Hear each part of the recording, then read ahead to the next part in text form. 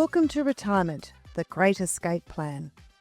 I'm Jenny Brown, CEO of JBS Financial Strategists and author of Retirement, the Great Escape Plan. This podcast is about rethinking retirement, not just the numbers, but the life you're planning for. In each episode, the JBS team, along with special guests, will explore real conversations, real experiences, and the decisions that help people approach retirement with clarity and confidence. Because thriving should be fun and naps should be epic. Let's get started. Hello and welcome back to Retirement, the Great Escape Plan. I'm Jenny Brown, CEO of JBS Financial Strategists and author of Retirement, the Great Escape Plan. Today we're diving into one of the most important and surprisingly tricky questions we can ask at this stage of life. What do you actually want your life to look like? Because when people come to see us, they often start with the numbers. How much is enough? When can I retire? And will I be okay? But what we've learned is that over the decades of conversations is that once people feel financially secure, a deeper question actually shows up. What will my days look like? What will give me purpose? And how do I want to spend this next chapter of my life? Retirement isn't just about stopping work. It's a transition, a chance to design a life that feels intentional, balanced, and generally good to live. And that's exactly what today's conversation is all about. Today, I'm joined by my business partner and financial advisor extraordinaire, Warren Hanna. Plus, we're also welcoming a very special guest, Mike McCarthy. Mike's story is a wonderful reminder that purpose doesn't disappear when a job title does. His retirement journey shows just how structure, community, and meaning can show up in the unexpected and deeply rewarding ways. Today, we'll explore how to move beyond the vague ideas of retirement and start painting a clear picture of the life you really want. One that supports you, not just your finances, but your well-being and relationships and sense of purpose. So whether retirement feels a long way off, just around the corner, or already underway, this episode is an invitation to pause, reflect, and maybe ask you a slightly different or better question. What do I want my life to look like? And what would be a really good ordinary day feel like? So let's get into it. Warren, so when someone says, I just want to retire, what do you really ask next to help them get specific, like a postcard from their future self? What details really matter to uncover, and what are they really asking and what they would love to look like? Oh, good day, Jen. Thanks for having us again. Look, it's a really interesting question because it's so individual for every person. And you're going to talk to people who have the ideal retirement already set in place and an idea of what that looks like, and some that are working to a retirement date. And so they're just working to that date and that situation where they don't have to work anymore. And then they're not really sure what to do after that. So it's really a different conversation with every person. And hopefully along the way, they've been part of our JBS experience where they've worked through this whole process and they're not just coming to us right at that end point. But I guess the scenario that they're potentially looking for when they're seeking advice is to get that devil's advocate point of view, that challenge, that coach in the corner to be able to say to them, well, have you thought about this? Have you thought about that? Because often, there's loss of identity that they haven't considered. There's other factors to retirement emotionally that they haven't really given clarity around. And really, I'm trying to leverage the experience of what we've done, helping, thousands of people between us over the years retire. It's really trying to work out, well, what of those experience work to this particular client? So I guess it's just extracting more out of them than just, I want to retire. It's, okay, well, what am I going to retire to?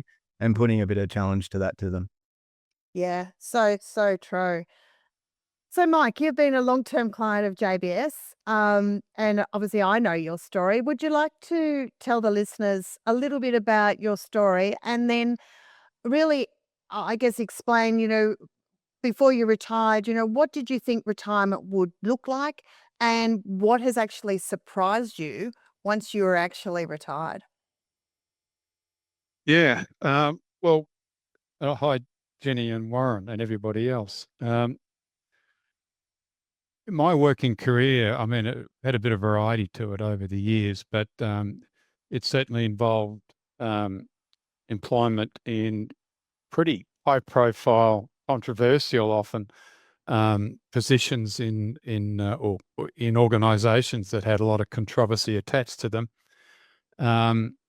Over the years, and I used to refer to the career of one of frying pans and fires. I seem to have a knack of picking those sorts of things, and it ended up being a managing director of a company running Australia's immigration detention centres right around the country, Christmas Island, the like, which was pretty high profile. In terms of the company, I tried to keep it as low profile as possible for myself, and but it certainly had its stresses. So my career was like that. Even the jobs before that one had those elements to it. So I went into retirement looking at, in some respects, a cliff in terms of that intensity.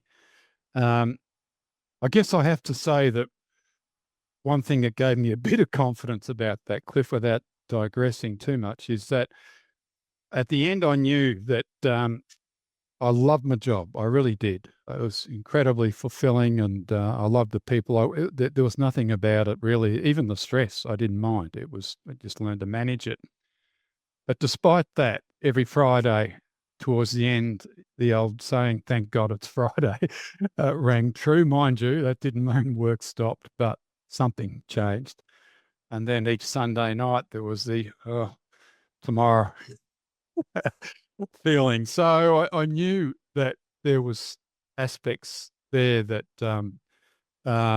were stressful, and also my health was starting to suffer a bit, particularly with blood pressure. And I could have just managed that, but I decided to make the change. And the reason I did that is that I've got this sort of philosophy about life, and that is that you're on the planet, no matter who you are, wherever you live, whatever you do, you're on the planet to be as happy and as fulfilled and as content as you can be. That's it. There's nothing more to it. And that's why there's a Hottentot hopping around Africa somewhere. He's probably the happiest guy on the planet with the most successful life. You don't need things. Money is an enabler. Unless your hobby is collecting money, and there are people in that category, and good on them. That's their thing. But for me, it wasn't that. I'm a person with strong interests, and I have certainly structures. I like structures. I like those sorts of things, but without getting overdone with it. So I approached retirement with the sense, yeah, there's a cliff, but also knew that I've got 4 big things in my life that are important, and I'll say because they're probably pretty similar for everyone, and that is family, it's health, fitness, it's my job and my interests. They're the things, and 3 of those pillars, if you want to call them that, were still there. They weren't going to. In principle, they weren't going to change. I might be able to put more time into them, but they were still there. So it was that 4th bit, work. And what that gave me was important for me to manage in that transition. I needed to make certain that that love I had for work, that I understood where that love came from, and made sure that I was maximizing the opportunity for those sorts of things to be experienced going forward as well. So I looked at retirement in that way. So you talk about work and structure, and you often tell me the story of your week and what you do. For our listeners, would you like to, I guess, give them a brief idea of what your week looks like from a structure and a purpose point of view, and Yeah. specifically what you do on Wednesdays and some of the stories around Wednesdays? Yeah. Look, I'll go through a typical week, and I have to say I am a very busy guy. I am. But you need to understand what busy means, because this is common to every day, this bit. And that is, part of that busyness is the concept of a 2.5 to 3 hour breakfast. And that is important. So, I don't feel right if I don't have that, sit down and just look out the window and munch a piece of toast and drink several cups of coffee and read the paper, do Wordle and all the rest of it. That is part of the structure that I really enjoy. It's getting going on the day. I don't have to rush off. So that's an overlay that applies to the whole week. But if we start on a Monday is its heading is gym day. So Shirley and I, we tootle off to the Yarra Junction gym, and we've got some mates there, and but we go through some programs there, which are basically old guys stuff, old women's stuff, but you can do them as hard as you like. So you can challenge some of the young guys if you're up to it. Not me. I do enough. But also we work the machines and that sort of stuff. But I've got mates there, and another absolutely sort of fatalistic demon supporter. There's Warren. There's not many of us around, and we're diminishing again. But so we talk wisdom. That we often suggest that it's how could two guys with such wisdom about footy and life generally could possibly have found each other the way we did. We're solving all sorts of problems. Not. But so that's gym. After gym, leisurely lunch. Afternoon, it's jobs. So it's hot around outside. We've got an acre and a beautiful block of land, and it requires some work, but it's really, I enjoy it. Overall, it's satisfying. Evenings, I get interested I've got a hobby. I write a lot of stuff. I get involved in that. Tuesdays is work day. So normally it's a day I'm out and about in the yard doing mowing lawns, plucking weeds. We would sometimes usually go for a walk. And that's how basically Tuesdays pan out. Wednesdays is what I'm building up to for the week, because on a Wednesday, I'm very proud to say I am the station master at Puffing Belly. Now, don't knock that, because it's hard work. And it's a big day. It's 12 hours between the point when I leave and get back home, and I am stuffed. Shirley, she often have a glass of beer sitting there for me, and it's more often than not I have about 3 sips, and this snoring noise comes from the chair. That's it. So it's a great day, but I really enjoy that. It's a challenge. It's you think it's a doddle, it's not. You have up to you could have maybe 1,500 people.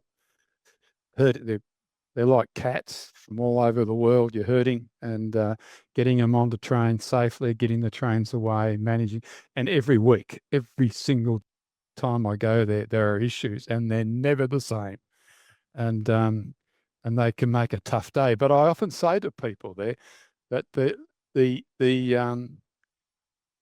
crappiest days there are my best days, because it's the challenge of it. And this is the thing in terms of structures, Jenny, retirement, this is what's replaced what I used to do, because it's only one day, although often I'll help out on other days, and I do the education thing there too. I help. I'm a kid herder for the education people. That's great fun with the little 2, 3, the year 2, year 3 kids and the like.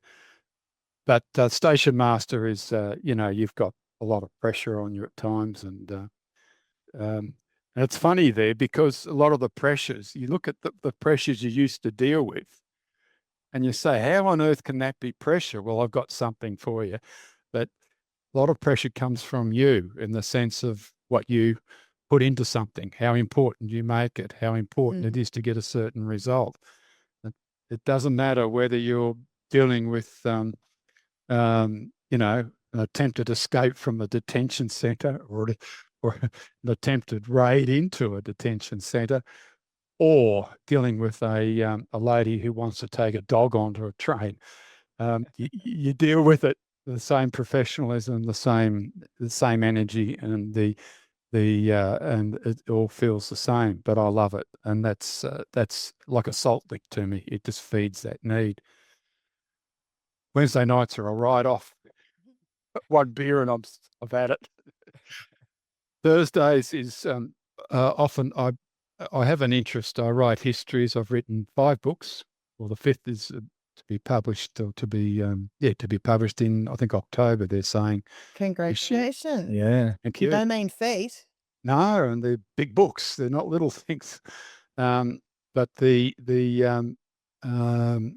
to do.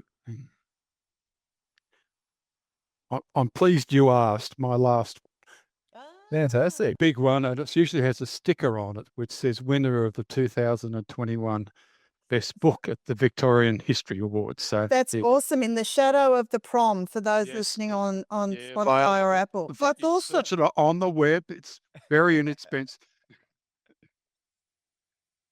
But Thank you, Mike. that's all right. Thank you. Don't you edit that out. No. Anyway, I do that. So Thursday is what I call my research day. I'm often in the city, the Public Record Office, or out interviewing people out in the bush or the State Library, depending on what I need to do with my latest project. So lately, I haven't been doing that because I've been writing and laying out. So looking forward to getting back to that. Friday is gym day too. So we tootle off, and it's almost the same as Monday, but the classes are different. People are the same. Good fun. Friday afternoon, a couple of hours of mucking around in the yard.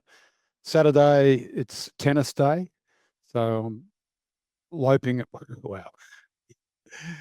I used to say storming around a tennis court. Well, I think even loping is sort of overstating things these days, but I still love that. I've got long-term mates there I've had for well over 30 years, and we play amongst ourselves these days. We used to be a team, and that is great fun. They're terrific guys, and it's as competitive today as it was 30 years ago.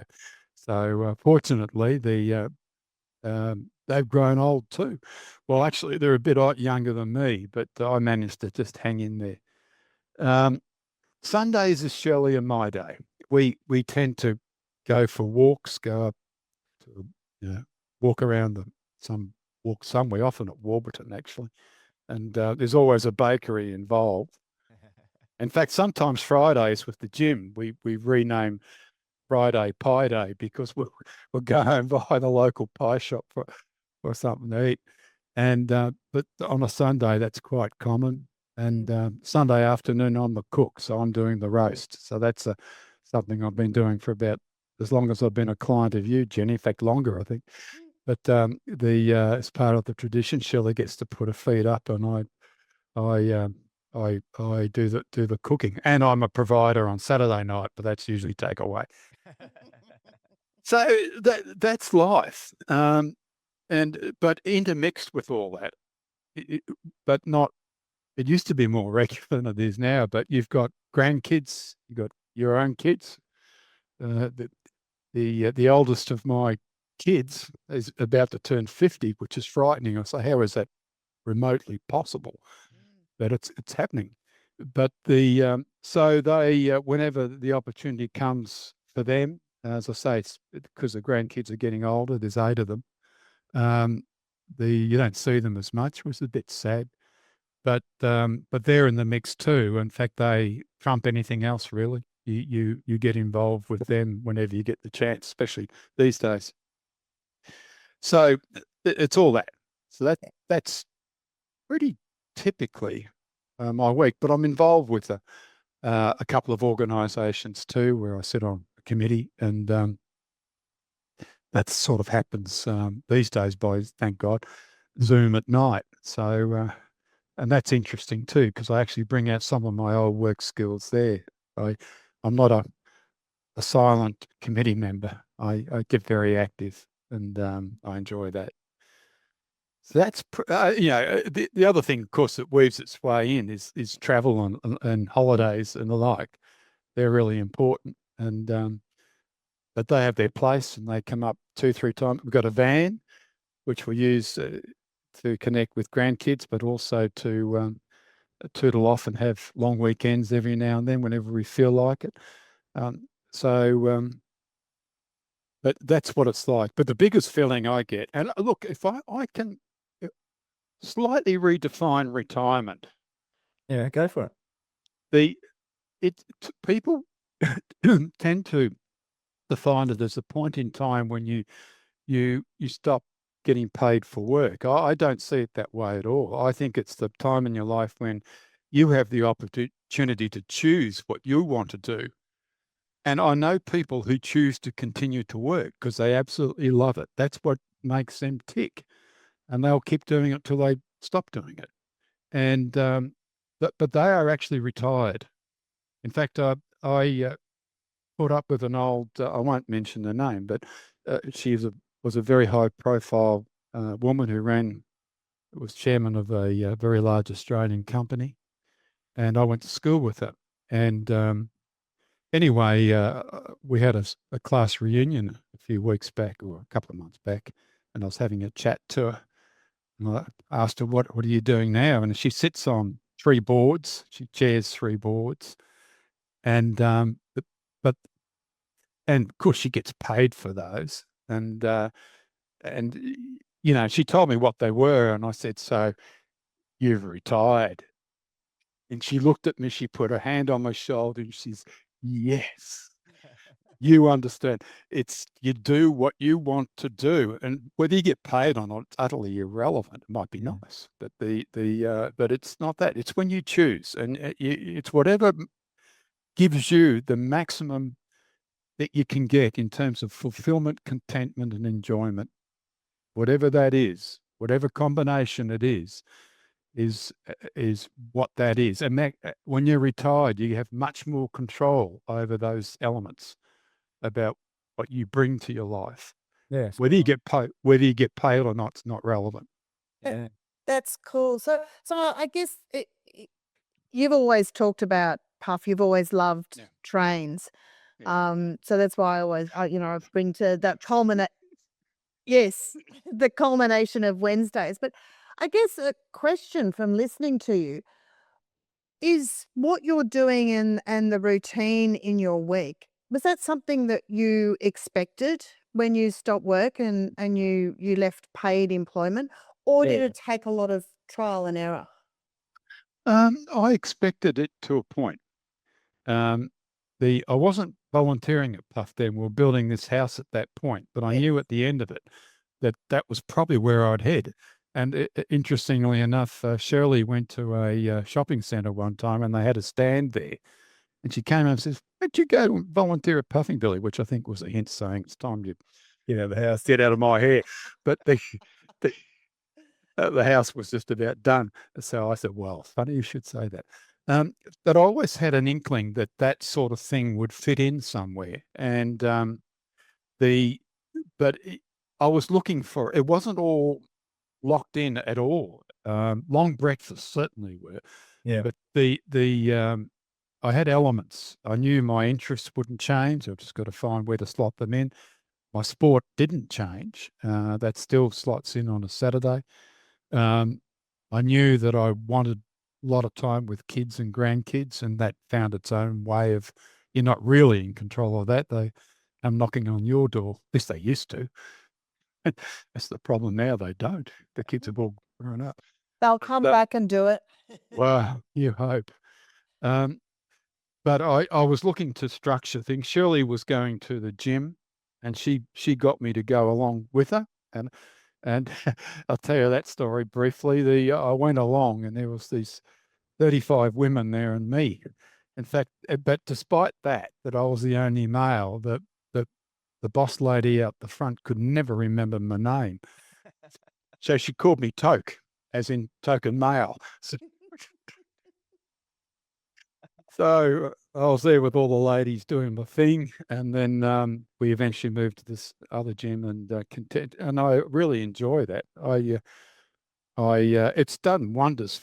I have to go to the gym to keep playing tennis. That's the truth. I'll break myself if I don't. But also it keeps me healthy, fit, and agile, flexible to enjoy life generally. So and I enjoy it now. I never thought I would. I'd be the last person you'd ever think would go to gym. So if you're looking for surprises, there's one. Yeah. But now, I can't see myself not going. We go together, so that's an important thing too. Because if you're not feeling up to it on that day, someone will grab you by the ear and get you there. Likewise, the other way. So it's a good thing. But there was an evolution, because it's a bit of suck and see.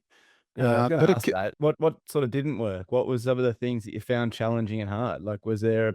You talked about the cliff before.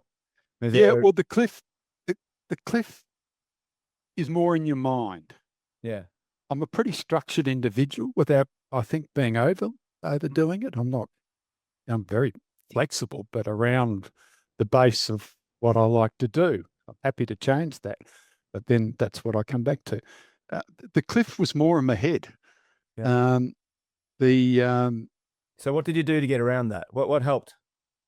Oh, just sucking and seeing, as I said. Yeah. It's doing things. I knew 3 of my pillars are always going to be there. So where they're going to slot in, and they were flexible, so they just slotted in wherever.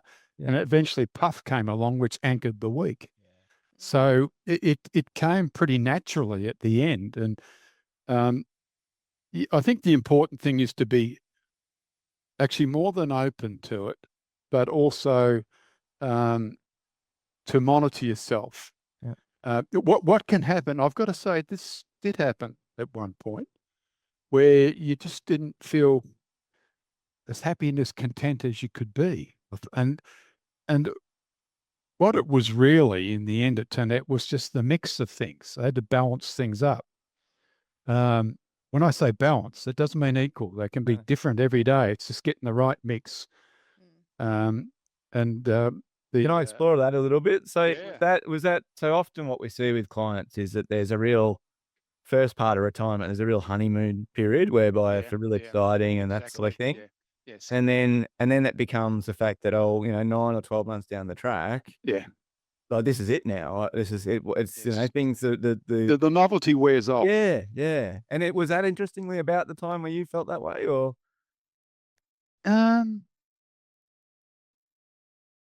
Oh, yeah, probably. Yeah. I would say that. Yeah. Because, as you say, it is a honeymoon. Everything's a joy. I mean, the idea, when you're working, the idea of a day off is fantastic. Yeah. As long as you got it and your phone wasn't ringing all the damn time. But but just the thought of it was joyous. The night before, wow, I don't have to go in tomorrow. I can do what I want to do. Yeah. Good luck with that. But so that's how you felt then. But then you go to a point where all your life is, in a sense, a day off. You got a lot more control over it all.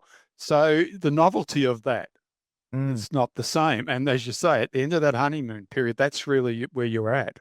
There's a routine to it, and it's probably then you do have, and that would have been when I started saying to myself, you need to manage this a bit. Just work out what you're going to do, what's going to work, what's not, and what are the important things, and when can they happen. And they do need to be structured to a point, because if you don't do that, then there's a good chance they won't happen. One of the risks is that these things are important to you, you enjoy. And you can, but if you can get trapped into doing the one thing, because I enjoy it. But what you find over time is that overall, as much as you're enjoying that time, you're not as happy as you could be. Yeah. And the thing I've said to people at times is that the perfect life is incredibly imperfect. Yeah. because you can't do everything. There's not enough life. Everything you do is a compromise. If you do too much of one thing, you're not doing the other. Yeah. So when I say the balance, it's how they all build up into what constitutes you and what gives you the best combination to enjoy life to its fullest. You have to manage that. Yeah. You can't just give in to the whim. Yeah. It's all right to do a bit of that. You don't want hard and fast rules either. No. So it's just this balancing thing. You've got to be aware that you need to do some of this. You to be aware of some of that, and then take the step. And usually, when you think about it, you say to yourself, "Oh, I'd love to be doing more of this." But then you say, once 10 minutes into doing that, I'm going to be saying the same as that. So it's like you're safe. You're going to go off and do that. So talk to us then about your travel. So then is a travel a way that people, and when we've been dealing with clients, maybe travel's a way to reset a bit of that as well, because then you're able to get away for winter, or you're able to do activities that then freshens you up. But then there's a time when it's good to maybe get back into a routine. It is. You look forward to those things, because that's the way you regenerate your energy. And talk to us about your travel and how that fitted into your retirement. Yeah. Well, look, you're absolutely spot on. There's it's sort of like a high level thing. It's putting a bit of the novelty back into your daily routine when you don't do it for a while. Yeah. And we've done some trips overseas. Hopefully, we'll be doing some more soon. But but certainly around Australia, one of the one plus, I'll say, about having our three kids living 2.5 hours, 4 hours, and I don't know how many hours, 12 hours away up at Coffs Harbour, is that you do end up traveling to see them. So that's the important thing. But you enjoy that. You structure it in a way that becomes a bit of a mini holiday. Yeah. But as I said, we've got a van, and look, it does do that. You jump in. You might just go to Yarrawonga, and but it doesn't matter. You've been there lots of times, but you put your feet up. It's stinking hot. Well, then you're going to have a swim, go catch a fish, and then just put your feet up, and then a week later you're back into the routine, and it feels good. And that is also absolutely part of the mix, Warren. You're spot on. To be able to do that, but it's an individual thing. What suits you in terms of what constitutes a holiday and a break will be different to somebody else. But for us, it doesn't have to be a $30,000 trip overseas. It can be $40 a night at some offbeat Wedderburn caravan park, as it was last year. And really enjoyed it. A great pub there. It's just lots of interesting things. That just breaks up the life and it gives variety and the like. One other thing I'll say too is I think when you retire as a couple, I know some people make the choice to say, right, we're going to be doing everything together. To be honest, I couldn't think of anything worse. It's not that I wouldn't want Shirley there. I love doing stuff with Shirley. But when you build a bit of difference, you got stuff to talk about. It makes each of you don't have the same experiences. Well, what's the point of talking about them? You were there too. So it's about that's another form of variety about how you make it then work for the two of you, and the retirement, because again you've got choice. When you're working, you didn't. Our kids right now, one of the reasons we struggle to see a lot of them is that they're a bit like you, Warren. They've got a bunch of little ones running around, and that your whole life is really around work and dealing with them. You think of your parents once every blue moon when you feel you should. What you need to understand is your parents think of you every day. Yeah. And that's and the you never stop being a parent, but you do stop being a child. Yeah. And so you have to get proactive on that front a bit. And your family, that's what they want too. They don't want to have the task of, well, how do we bring mum and dad in? You've got to take steps, and that adds to the colour of your retirement life, satisfaction, enjoyment. Yeah.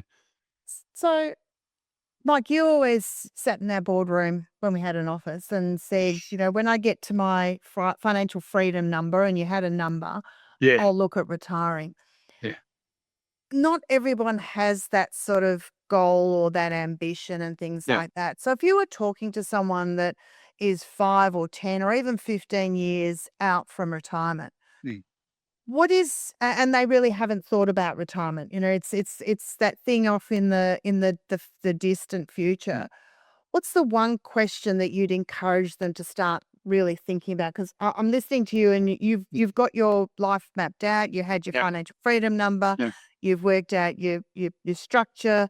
You've brought in the 4 pillars, which is fantastic. Included Shirley enough so that you guys didn't end up fighting, and you really enjoyed each other's. Well, it doesn't stop that. Maybe So- reduce. So I guess, sometimes people they don't necessarily have those goals in mind. What would you suggest they start thinking about and looking at? Well, first of all, in answering that, there's a mini framework that I mentioned before, that that retiring is, looking at it, is it looks like an emotional cliff. But if you manage it well, it won't be. But where the cliff takes different forms, there's emotion, but there's also about being able to live the life that you want. What I would say, in fact, I was only saying this to one of my tennis friends on Saturday. She's hitting 60 and thinking about stuff, and I said, you've got to start looking early at what you want life to be. You don't want it to be a cliff. You don't want to get there and say, right, I'll do all these things, and find you can't do them. But equally, when you get to the point, to me, my hobby is not collecting money, which is why I rely on you guys to help me. Otherwise, I'd be doing what some of they make, they do well, but they devote their life to it. I'd rather, be with JBS than do that. So you need to know how much you need, what life you want, what you're going to do. And I started off with the principle, and I would have said it to you, Jenny and Warren, is that I wanted my life to be as it is now. I'm talking 15 years before, as it is now, sort of, in principle, minus the commitment to go to work, plus some travel. But lifestyle, quality of life, I wanted it. I didn't want it necessary to be better. I was comfortable and happy. I didn't need to do anything more on that front. Nothing in that area was a problem at that point. We could do most things, but nothing. We weren't doing anything extraordinarily exorbitant anyway. But that's how I looked at it. My framework was about what did I want life to look like after, and then you can work from there. It's not hard to figure out what it costs you to live year in, year out. It really isn't. It's work, and it's boring, but it's made easier these days because you can get so much information from your bank accounts and spreadsheets. People know how to use them, but you can work out what it's costing you now. You can work out what it's going to what's going to be layered on top in terms of travel and some other costs maybe. And then you got to worry about, well, I want this to sustain me going forward. So you've got to have a lump there. It's not only going to fund those things, but it's going to fund its own growth as well. And of course, it doesn't have to, it's not just super, it's all your assets. And super is a very important, absolutely critical part of all that. But the same thing applies no matter what form your investments might take. What you want there at that point in time, and how's that going to fund what you want to do now, but also into the future. And of course, into the future includes, as we are looking at right now, moving into retirement village, and that has links through to aged care. So you look at all those questions about life. If you just charge up to 60, 65, that's it, I'm retiring, and you haven't thought about it in any way, shape or form, you're in real risk of falling off that cliff, and in not just emotionally, but also in a real practical sense about how to live. Or you can get to that point and discover that you could have gone 5 years earlier, because what are you going to do with all that money? I mean, you give it to the kids, but I mean, unless I die, I mean, I can work out the day. I think I've told you this, but the day I'm going to die, I've forgotten the exact date, but I figured out when all my assets would run out, and then I add to that, it was about a month of starvation period, at which time I turn up my toes. That's the date. It's 100 and something. 130. So, so that means the kids get nothing because I've spent it all. But the truth is, I'm not going to get there. So they get what's left. Yeah. So other than that, I don't plan for the kids. I mean, it'd be different if you've got a disabled child, as some do. You want to provide for them, or some that have other difficulties. I mean, that's absolutely fair and right. I don't have those things. My kids are doing well, and they can look after themselves. So what we have in terms of our assets are for Shirley and I, and when we no longer need them, then those assets can be divided up amongst the kids, and so be it. As long as I get to that end point, still enjoying life. Absolutely. But you plan to do that. You've Yes. always been a planner. You've always known exactly what you wanted. And Yes. and I think that's a great story. And I love your story. It really brings, the whole idea of having that purpose and having that structure, to life. So But one thing I want to emphasize, you won't find me poring over spreadsheets day in, day out over my, that's not, I actually design life not to be that.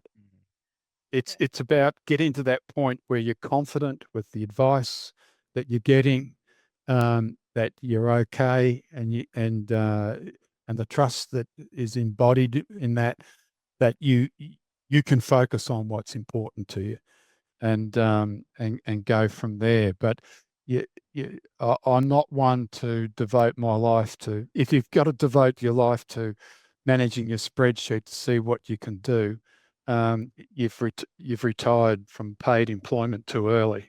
Yeah.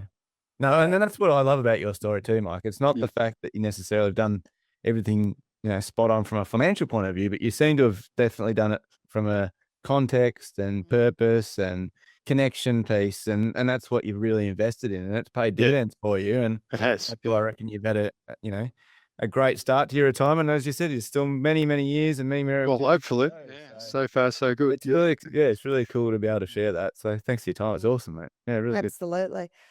So Mike, I'm just really conscious of time. Is there one thing that you'd love to leave the listeners with that we haven't already covered off on? Oh, gee whiz.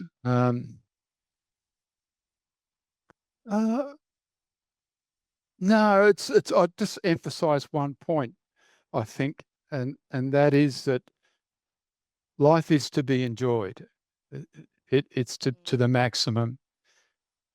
And when you have structures in place to help you manage through your retirement, just keep a bit of flexibility in your head, because it's those things that come out of the blue, or maybe there's a change somewhere that you need to grasp, and you don't have to be. You need an element of structure, but don't overdo it. Just enjoy life. Yeah. That's all I'd say. And do you need any volunteers at Puff? As you often you do. Yeah, So in fact, Have you checked your email? Because these volunteer application forms have just been sent off to you two. I'm a little bit far away in Torquay, but as you've often said, you get paid in cheap dim sims and bad coffee, although I understand that the prices have changed. Actually, the coffee was good. Coffee's improved. Yeah, but we unfortunately, and it was a life lesson too. We had to take a pay cut. The cheap dim sims, the dim sims have gone. Some health nuts got in there somewhere and destroyed the cuisine. And the discounted the food's not what it was, and we've got to pay for it's actually good coffee. We've got to pay, but it is at a discount.